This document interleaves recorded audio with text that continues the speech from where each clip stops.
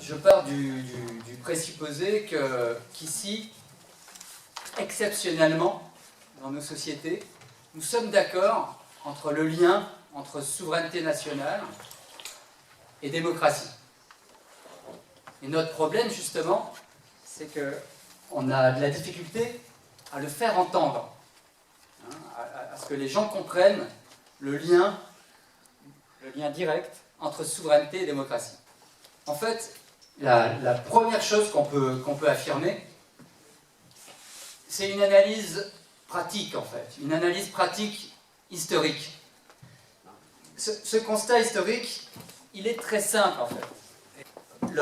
Le problème qui nous occupe, c'est le problème de l'État, en fait.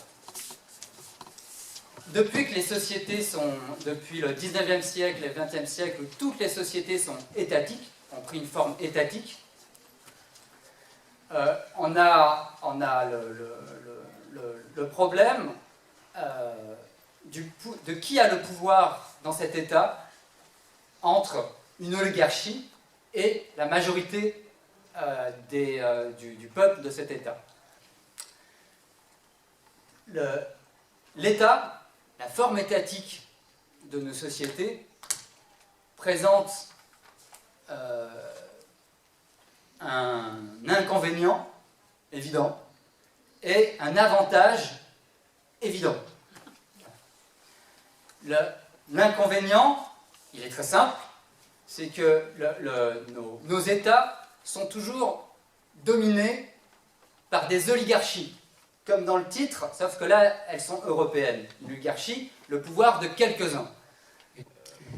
L'avantage, c'est que dans une forme étatique, toutes les institutions, la forme des institutions, l'agencement des institutions, le contenu des décisions prises au sein de ces institutions sont centralisés et visibles politiquement.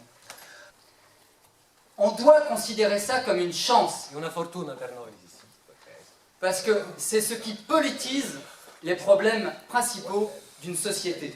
Le fait que ces décisions ne peuvent pas ne pas paraître comme des décisions, qu'on sait qui prend les décisions et qu'on connaît les conséquences de ces décisions, politise les gens qui font partie de ces sociétés.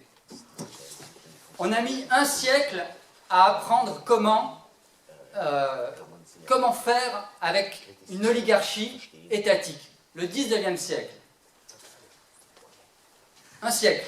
Mais au bout d'un siècle, on a trouvé des moyens institutionnels de contrôler, d'avoir un rapport de force plus équilibré avec cette oligarchie dans l'État. Alors, il n'y a aucun suspense, ni de scoop. Vous connaissez ces moyens. Les syndicats au niveau national, les partis de masse, qui sont une nouveauté et qui changent le sens du Parlement à la fin du 19e siècle et au début du 20e siècle, et d'autres innovations institutionnelles. On a réussi à établir un rapport de force dans l'État parce que l'État est une forme politique, lisible, compréhensible. Le problème qu'on a avec l'oligarchie européenne n'est pas que c'est une oligarchie, c'est qu'elle est dans le contexte européen. Parce que le projet de l'Union européenne n'est pas un projet politique dans un cadre politique. C'est le projet de supprimer le caractère politique des sociétés européennes. Et ça, on ne sait pas quoi faire avec ça. Les décisions ne sont pas identifiées. Les gens qui prennent les décisions, nous ne les connaissons pas. Les institutions ne proviennent pas de l'accord d'un peuple européen qui n'existe pas. Le projet néolibéral, la mondialisation néolibérale, son vrai projet stratégique, c'est de supprimer le caractère politique des sociétés. Ce qui caractérise la politique dans une société, c'est que les gens peuvent peser sur la forme des institutions et peuvent peser sur les lois, les normes collectives contraignantes. C'est ça qui fait qu'une société est politique. Quels ont été les 3 piliers de la mondialisation néolibérale et de l'Union européenne, qui est son chef-d'œuvre institutionnel? Ces 3 piliers sont le libre-échange généralisé,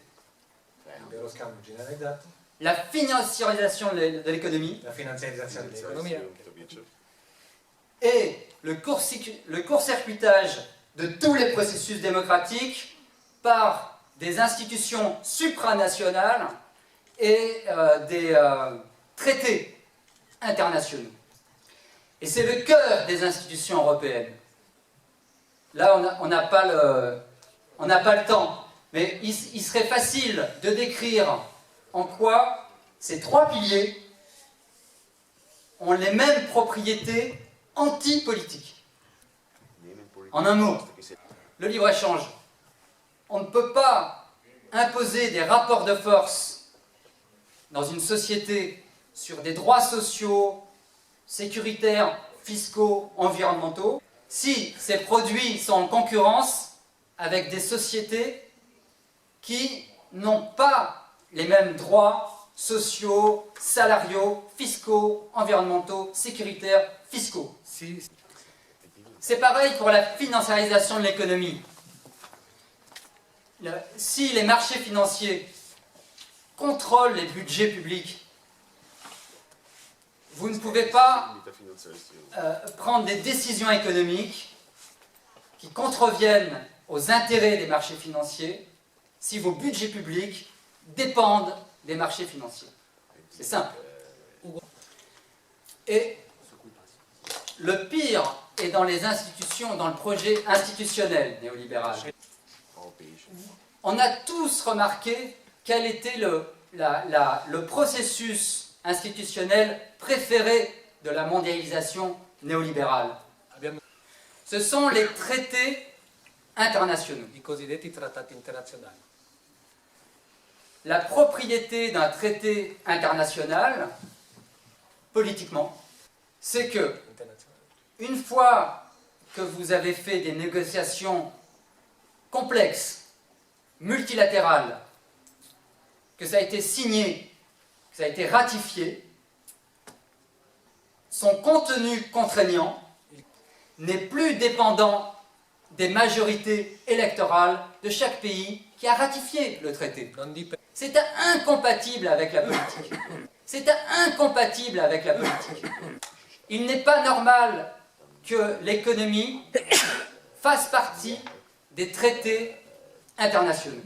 Il est normal qu'il y ait de la coopération, évidemment, internationale au niveau économique et qu'il y ait des accords bilatéraux.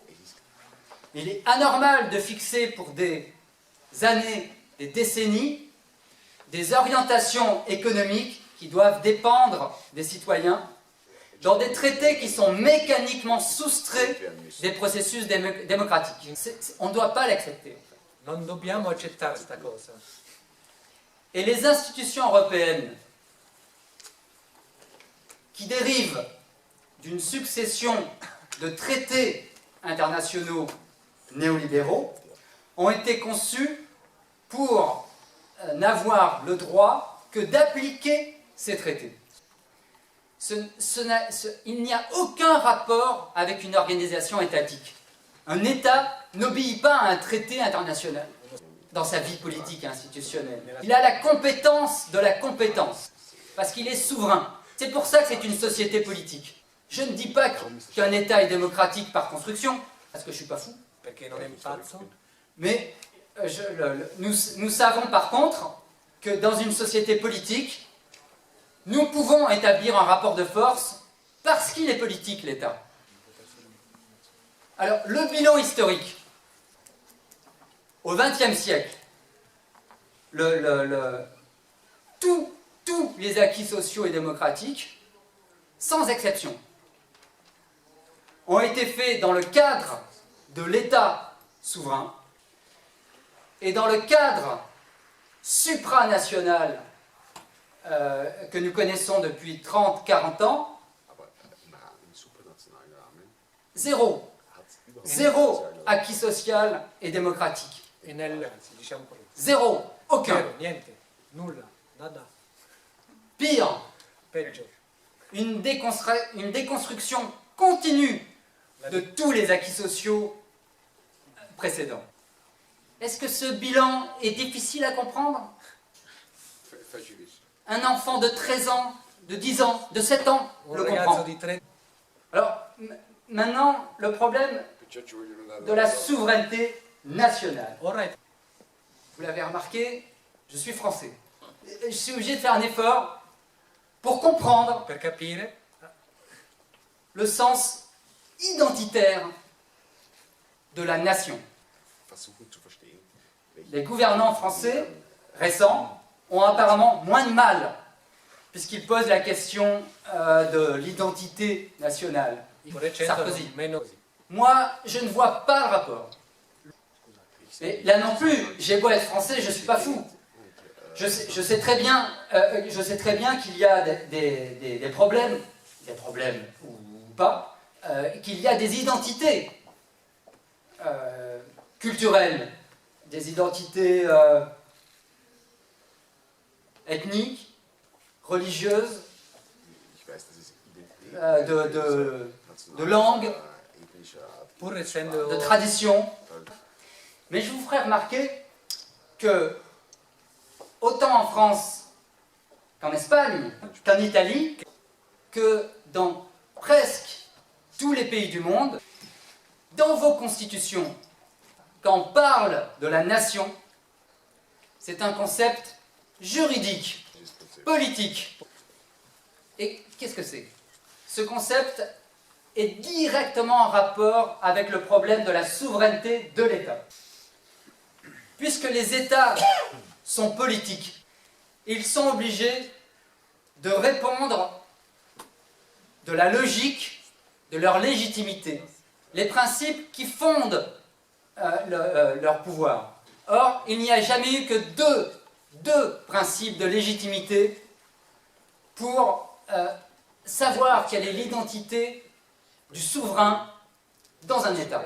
Le principe monarchique la monarchia, et le principe populaire. Pourquoi on parle de nation depuis 2 siècles? Über Souveränität. Parce que le nom juridique, politique, pour décrire le principe de légitimité de qui détient la souveraineté dans l'État, c'est le mot nation. Au sens juridique et politique, c'est-à-dire au sens universel.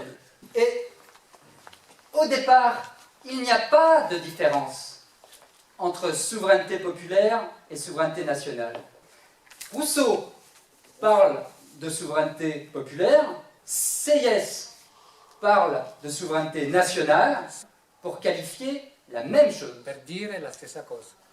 à savoir que c'est le peuple de l'État, la communauté des citoyens, qui seul détient la souveraineté de l'État. C'est une notion politique.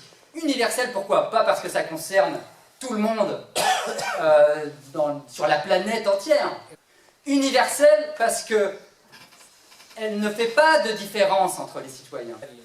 Quelle que soit leur langue, leur religion, leur origine géographique, leur croyance, leur identité, Identità, lingua, ils sont citoyens, membres collectivement du corps politique de l'État et détenant collectivement la souveraineté de l'État. Vous savez d'où vient la théorie du nationalisme?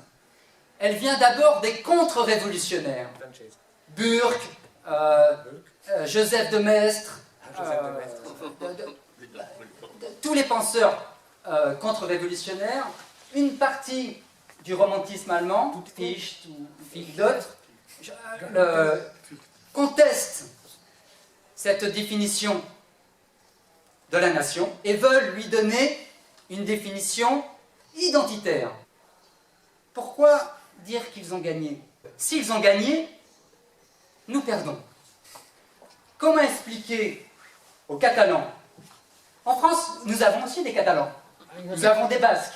nous sommes très riches. Nous avons également des Basques, nous avons des Bretons, nous avons des Corses, nous avons des Alsaciens, Des Ardéchois.